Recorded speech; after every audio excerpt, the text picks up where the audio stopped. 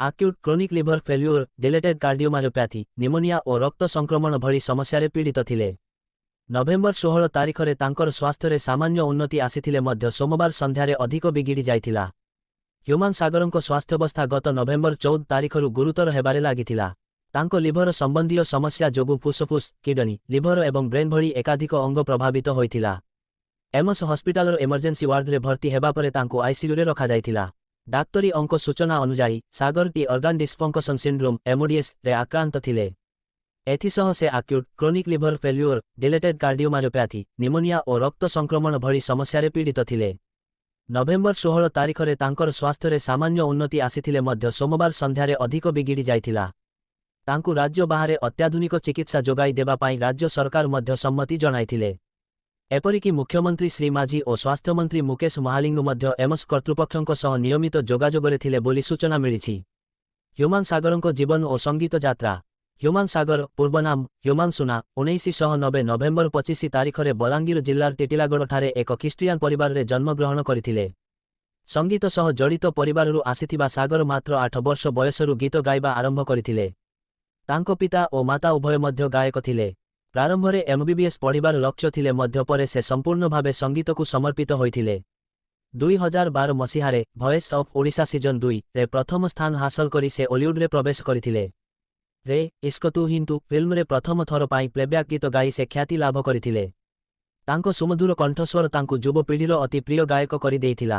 ଶତାଧିକ ଫିଲ୍ମ ଏବଂ ମେଲୋଡିୟସ୍ ଗୀତ ଗାଇଥିଲେ। ତାଙ୍କ ଗୀତଗୁଡ଼ିକ ଓଡ଼ିଆ ସଙ୍ଗୀତକୁ ଏକ ନୂଆ ଉତ୍କର୍ଷ ଦେଇଥିଲା। ବ୍ୟକ୍ତିଗତ ଜୀବନର ଅସ୍ଥିରତା ଏବଂ ବିବାଦ। 2018 ମସିହାରେ ହ୍ୟୁମାନ ନିଜର ବାନ୍ଧବୀ ଶ୍ରିୟା ମିଶ୍ରଙ୍କୁ ବିବାହ କରିଥିଲେ। କିନ୍ତୁ 2023 ମସିହାରେ ଶ୍ରିୟା ଘରୋଇ ହିଂସା, ଧର୍ମ ପରିବର୍ତ୍ତନ ଓ ଯୌତୁକ ନିର୍ଯାତନାର ଅଭିଯୋଗ ଆଣିବା ସହ ଓ କନ୍ୟା ସନ୍ତାନ ଜନ୍ମ କରିଥିବା ଯୋଗୁଁ ତାଙ୍କୁ ନିର୍ଯାତନା ଦିଆଯାଉଥିବା ଅଭିଯୋଗ ଆଣିଥିଲେ। ଅବଶ୍ୟ ହ୍ୟୁମାନ ହସ୍ପିଟାଲରେ ଭର୍ତ୍ତି ହେବା ପରେ ତାଙ୍କ ପତ୍ନୀ ଶ୍ରିୟାଙ୍କୁ ଦେଖିବାକୁ ମିଳିଥିଲା। ସମ୍ବନ୍ଧୀୟ ପ୍ରବନ୍ଧଗୁଡ଼ିକ। ମୀରା ନାୟାରଙ୍କ ପୁଅ ଜୋହରାନ ମମଦାନୀଙ୍କ ବିଜୟ, ଚର୍ଚ୍ଚାରେ ଓଡ଼ିଶା ସହ ସମ୍ପର୍କ। ମୀରା ନାୟାରଙ୍କ ପୁଅ ଜୋହରାନ ମମଦାନୀଙ୍କ ବିଜୟ, ଚର୍ଚ୍ଚାରେ ଓଡ଼ିଶା ସହ ସମ୍ପର୍କ। ରେ ସ୍କୁଲ କଲେଜରେ ବନ୍ଦେ ସମୂହ ଗାନ। ରେ ସ୍କୁଲ କଲେଜରେ ବନ୍ଦେ ସମୂହ ଗାନ। ଇତିହାସର ପୁନରାବୃତ୍ତି, ବିଜୁଙ୍କ ମାର୍ଗରେ ନବୀନ, ଅମାନତ ରହିବ ତ। କେନ୍ଦ୍ରୀୟ ପିଏସ୍ୟୁ, ବ୍ରିଜ୍ ଆଣ୍ଡ ସହ ଚୁକ୍ତି ବାତିଲ, କଳାତାଲିକାଭୁକ୍ତ କଲେ ଓଡ଼ିଶା ସରକାର। ଆଇଏଏସ୍ ଦମ୍ପତି ସମର୍ଥ, ସ୍ୱାଧାଙ୍କୁ କେନ୍ଦ୍ରରେ ନିଯୁକ୍ତି, ସପ୍ତାହ ସୁଦ୍ଧା ରିଲିଭ୍ ପାଇଁ ନିର୍ଦ୍ଦେଶ। ପରବର୍ତ୍ତୀ ପ୍ରବନ୍ଧ ଦୁନିଆ। ମୀରା ନାୟାରଙ୍କ ପୁଅ ଜୋହରାନ ମମଦାନୀଙ୍କ ବିଜୟ, ଚର୍ଚ୍ଚାରେ ଓଡ଼ିଶା ସହ ସମ୍ପର୍କ। ନିର୍ବାଚନରେ ମମଦାନୀ ବିଜୟ ପରେ ଦେଇଥିବା ଉତ୍ସାହପୂର୍ଣ୍ଣ ଅଭିଭାଷଣରେ ବଲିଉଡ୍ ସଙ୍ଗୀତ ସ୍ଥାନ ପାଇବା ସହ ଭାରତର ପ୍ରଥମ ପ୍ରଧାନମନ୍ତ୍ରୀ ଜବାହରଲାଲ ନେହେରୁଙ୍କ ଆଦର୍ଶରେ ସେ ଅନୁପ୍ରାଣିତ ଥିବା କହିଥିଲେ। 05-2025-22-38।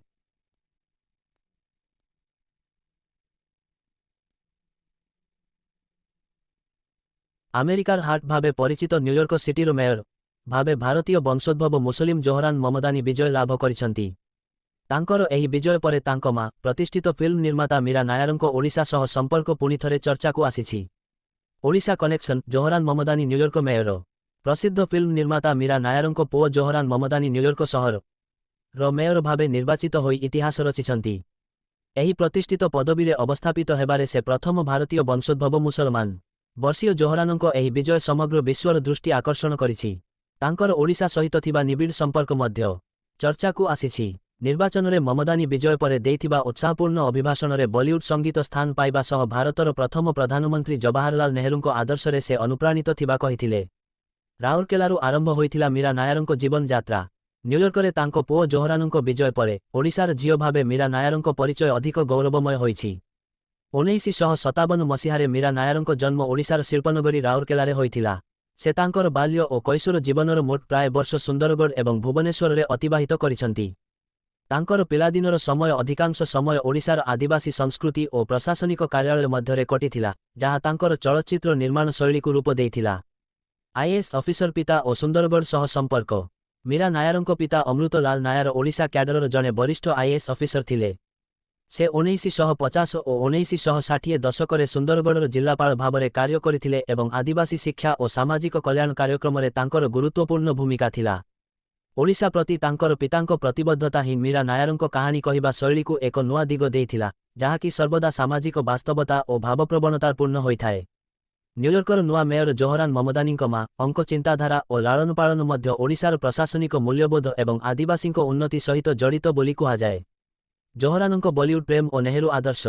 ଜୋହରାନ ମମଦାନୀଙ୍କର ବିଜୟ ଉତ୍ସବ ପାଳନ ବେଳେ ବ୍ୟାକଗ୍ରାଉଣ୍ଡରେ ବଲିଉଡ୍ ଗୀତ ଧୁମ ମଚାଲେ ବାଜିଥିଲା। ସେ ନିଜର ବିଜୟୀ ଅଭିଭାଷଣରେ ଦେଶର ପ୍ରଥମ ପ୍ରଧାନମନ୍ତ୍ରୀ ପଣ୍ଡିତ ଜବାହରଲାଲ ନେହେରୁଙ୍କ ଐତିହାସିକ ବାକ୍ୟାଂଶ ଭାଗ୍ୟ ସହ ଏକ ଐତିହାସିକ ମିଳନକୁ ଉଦ୍ଧାର କରିଥିଲେ। ସେ କହିଥିଲେ ଯେ ଆମେ କେବଳ ନ୍ୟୁୟର୍କବାସୀ ଭାବେ ନୁହେଁ ବରଂ ବିଶ୍ୱର ସନ୍ତାନ ଭାବରେ ଇତିହାସରେ ପାଦ ଦେଉଛୁ, ଯାହା ଲକ୍ଷ ଲକ୍ଷ ପ୍ରବାସୀଙ୍କ ଭାବନାକୁ ପ୍ରତିଧ୍ୱନିତ କରିଥିଲା। ବିଶ୍ୱ ରାଜନୀତିରେ ଓଡ଼ିଶାର ନୀରବ ଅବଦାନ। ଜୋହରାନ ମମଦାନୀଙ୍କ ଏହି ମୁହୂର୍ତ୍ତ କେବଳ ତାଙ୍କ ପାଇଁ ଏକ ବ୍ୟକ୍ତିଗତ ବିଜୟ ନୁହେଁ ବରଂ ବିଶ୍ୱ ନେତୃତ୍ୱରେ ଓଡ଼ିଶାର ନୀରବ ଅବଦାନକୁ ସ୍ମରଣ କରାଇ ଦେଉଛି। ସୁନ୍ଦରଗଡ଼ର ପ୍ରଶାସନିକ କରିଡରରୁ ଆରମ୍ଭ କରି ନ୍ୟୁୟର୍କର ସିଟି ହଲ୍ ପର୍ଯ୍ୟନ୍ତ ମୀରା ନାୟାରଙ୍କ ପରିବାରର ଯାତ୍ରା ଶିକ୍ଷା, ସାଂସ୍କୃତିକ ସମ୍ମିଶ୍ରଣ ଏବଂ ସାଧାରଣ ସେବାର ଶକ୍ତିକୁ ପ୍ରତିଫଳିତ କରୁଛି। ତାଙ୍କର ରାଜନୈତିକ ଉତ୍ଥାନ ତାଙ୍କ ଜେଜେବାପା ଅମୃତ ଲାଲ ନାୟାରଙ୍କ ମୂଲ୍ୟବୋଧ ଏବଂ ତାଙ୍କ ମା ମୀରା ନାୟାରଙ୍କ ନିର୍ଭୀକ କାହାଣୀ କହିବା ଶକ୍ତି ପ୍ରତି ଏକ ଶ୍ରଦ୍ଧାଞ୍ଜଳି ବୋଲି ଚର୍ଚ୍ଚା ହେଉଛି। ପରବର୍ତ୍ତୀ ପ୍ରବନ୍ଧ ଓଡ଼ିଶା ରେ ସ୍କୁଲ କଲେଜରେ ବନ୍ଦେ ସମୂହ ଗାନ। ରାଜ୍ୟ ଓଡ଼ିଆ ଭାଷା ସାହିତ୍ୟ ଓ ସଂସ୍କୃତି ବିଭାଗର ସଚିବ ବିଜୟ କେତନ ଉପାଧ୍ୟାୟ ରାଜ୍ୟ ସ୍କୁଲ ଓ ଗଣଶିକ୍ଷା ବିଭାଗ ଏବଂ ଉଚ୍ଚଶିକ୍ଷା ବିଭାଗର ସଚିବଙ୍କୁ ଚିଠି ଲେଖି ରାଷ୍ଟ୍ରୀୟ ଗୀତ ବନ୍ଦେ ମାତରମ୍ ର ତମ ବର୍ଷ ପୂର୍ତ୍ତି ପାଳନ ପାଇଁ ଆବଶ୍ୟକ ପଦକ୍ଷେପ ନେବାକୁ ଅନୁରୋଧ କରିଛନ୍ତି। 04-2025-22-23 ବିନା 123 ରାଷ୍ଟ୍ରୀୟ ଗୀତ ବନ୍ଦେ ମାତରମ୍ ର ତମ ବର୍ଷ ପୂର୍ତ୍ତି ଅବସରରେ ଆସନ୍ତା ତାରିଖରେ ସମୂହ ବନ୍ଦେ ମାତରମ୍ ଗାନ ନିମନ୍ତେ ରାଜ୍ୟ ସରକାର ପଦକ୍ଷେପ ନେଇଛନ୍ତି। ରାଜ୍ୟର ସବୁ ସ୍କୁଲ, କଲେଜ ଓ ବିଶ୍ୱବିଦ୍ୟାଳୟରେ ଉଭୟ ଶିକ୍ଷକ ଓ ଛାତ୍ରଛାତ୍ରୀମାନେ ଏହି ରାଷ୍ଟ୍ରୀୟ ଗୀତକୁ ସମୂହ ଗାନ କରିବେ। ବର୍ଷ ପୂର୍ତ୍ତି ଅବସରରେ ରାଷ୍ଟ୍ରୀୟ ଗୀତ ବନ୍ଦେ ମାତରମ୍ ସମୂହ ଗାନ। ରାଜ୍ୟ ଓଡ଼ିଆ ଭାଷା ସାହିତ୍ୟ ଓ ସଂସ୍କୃତି ବିଭାଗର ସଚିବ ବିଜୟ କେତନ ଉପାଧ୍ୟାୟ ରାଜ୍ୟ ସ୍କୁଲ ଓ ଗଣଶିକ୍ଷା ବିଭାଗ ଏବଂ ଉଚ୍ଚଶିକ୍ଷା ବିଭାଗର ସଚିବଙ୍କୁ ଚିଠି ଲେଖି ରାଷ୍ଟ୍ରୀୟ ଗୀତ ବନ୍ଦେ ମାତରମ୍ ର ତମ ବର୍ଷ ପୂର୍ତ୍ତି ପାଳନ ପାଇଁ ଆବଶ୍ୟକ ପଦକ୍ଷେପ ନେବାକୁ ଅନୁରୋଧ କରିଛନ୍ତି। ସେ କହିଛନ୍ତି ଯେ ଚଳିତ ବର୍ଷ ବଙ୍କିମଚନ୍ଦ୍ର ଚଟ୍ଟୋପାଧ୍ୟାୟଙ୍କ ଲିଖିତ ଓ ଆମର ରାଷ୍ଟ୍ରୀୟ ଗୀତ ବନ୍ଦେ ମାତରମ୍ ର ବର୍ଷ ପୂର୍ତ୍ତି ବର୍ଷବ୍ୟାପୀ ସାରା ରାଜ୍ୟରେ ଶ୍ରଦ୍ଧାର ସହିତ ପାଳନ କରିବା ନିମନ୍ତେ ସରକାର ନିଷ୍ପତ୍ତି ନେଇଛନ୍ତି। 1875 ନଭେମ୍ବର ତାରିଖରେ ଏହି ଗୀତ ବଙ୍କିମଚନ୍ଦ୍ର ଚଟ୍ଟୋପାଧ୍ୟାୟଙ୍କ ଲିଖିତ ଆନନ୍ଦ ମଠ ଉପନ୍ୟାସରେ ସ୍ଥାନିତ ହୋଇଥିଲା। ତେଣୁ ଏହି ପରିପ୍ରେକ୍ଷୀରେ ଚଳିତ ମାସ ତାରିଖରେ ଆମର ରାଷ୍ଟ୍ରୀୟ ଗୀତ ବନ୍ଦେ ମାତରମ୍ ର ବର୍ଷ ପୂର୍ତ୍ତି ପାଳନ କରାଯିବ। ଏହି ଅବସରରେ ରାଜ୍ୟର ସମସ୍ତ ବିଶ୍ୱବିଦ୍ୟାଳୟ, କଲେଜ ଓ ସ୍କୁଲଗୁଡ଼ିକରେ ଶିକ୍ଷକ ଓ ଛାତ୍ରଛାତ୍ରୀମାନେ ରାଷ୍ଟ୍ରୀୟ ଗୀତ ବନ୍ଦେ ମାତରମ୍ ଗାନ କରିବା ନିମନ୍ତେ ବିହିତ ପଦକ୍ଷେପ ଗ୍ରହଣ କରିବାକୁ ଉଭୟ ବିଭାଗର ସଚିବଙ୍କୁ ଶ୍ରୀ ଉପାଧ୍ୟାୟ ଅନୁରୋଧ କରିଛନ୍ତି। ଏହି ଚିଠି ଆଧାରରେ ଉଭୟ ବିଭାଗ ପକ୍ଷରୁ ମଧ୍ୟ ଏହି ରାଷ୍ଟ୍ରୀୟ ଗୀତକୁ ଆସନ୍ତା ତାରିଖରେ ସମୂହ ଗାନ ନିମନ୍ତେ ଆବଶ୍ୟକ ବ୍ୟବସ୍ଥା କରିବାକୁ ମଧ୍ୟ ପଦକ୍ଷେପ ନିଆଯାଇଥିବା ଜଣାପଡ଼ିଛି। 2018 ମସିହାରେ ହ୍ୟୁମାନ ନିଜର ବାନ୍ଧବୀ ଶ୍ରିୟା ମିଶ୍ରଙ୍କୁ ବିବାହ କରିଥିଲେ, କିନ୍ତୁ 2023 ମସିହାରେ ଶ୍ରିୟା ଘରୋଇ ହିଂସା, ଧର୍ମ ପରିବର୍ତ୍ତନ ଓ ଯୌତୁକ ନିର୍ଯାତନାର ଅଭିଯୋଗ ଆଣିବା ସହ ଓ କନ୍ୟା ସନ୍ତାନ ଜନ୍ମ କରିଥିବା ଯୋଗୁଁ ତାଙ୍କୁ ନିର୍ଯାତନା ଦିଆଯାଉଥିବା ଅଭିଯୋଗ ଆଣିଥିଲେ। ଅବଶ୍ୟ ହ୍ୟୁମାନ ହସ୍ପିଟାଲରେ ଭର୍ତ୍ତି ହେବା ପରେ ତାଙ୍କ ପତ୍ନୀ ଶ୍ରିୟାଙ୍କୁ ଦେଖିବାକୁ ମିଳିଥିଲା।